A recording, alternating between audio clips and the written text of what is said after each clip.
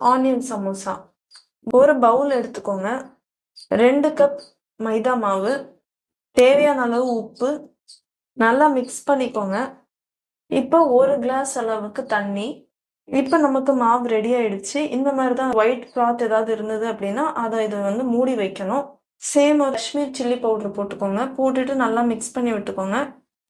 1 spoon வந்து கரம் மசாலா போட்டு mix பண்ணிக்கோங்க.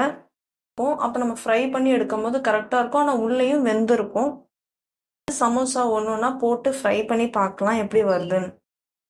இன்னொரு சைடு ஃப்ரை ஆகணும், அதனால திருப்பி போட்டுட்டு இருக்காங்க. இப்போ ஓரளவுக்கு ஒரு சைடில் கொஞ்சம் ப்ரௌனிஷாக வந்திருக்கு. நமக்கு இன்னொரு சைடும் அதே கோல்டன் ப்ரௌன் கலரில் வரணும். ஸோ கொஞ்ச நேரம் ஆகட்டும். ஃப்ரை ஆனதை வந்து ஒரு பிளேட்டில் மாற்றிப்போம். இப்போ குட்டி குட்டி வெங்காய சமோசா ரெடி ஆயிடுச்சு. பண்ண போகிறோம்.